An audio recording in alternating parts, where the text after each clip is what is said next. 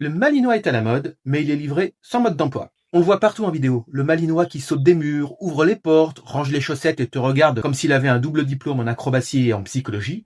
Alors forcément on craque, on adopte Ragnar ou Pépito, ne jugeons pas, et on se dit un peu de sport, un peu d'amour et c'est plié. 2 jours plus tard, le canapé ressemble à une œuvre d'art moderne. Très moderne. Le malinois, c'est un chien de travail. Pas un peu sportif, non. Plutôt turbine avec poil. Il a un énorme bouton marche et un bouton repos minuscule planqué derrière l'oreille gauche. Quand tu dis balade, il entend entraînement cardio plus enquête policière. Quand tu dis jouer, il traduit mission flair, autocontrôle et résolution d'énigmes. Et quand tu dis calme, c'est pour lui l'épreuve finale des jeux. Est-ce qu'un malinois peut être un super chien de famille? Oui, 1000 fois oui. Mais il lui faut un vrai programme. Son cerveau veut réfléchir, recherche d'objets à la maison, petite piste de friandises, son corps veut bouger, canicross, épreuve d'agilité encadrée, etc.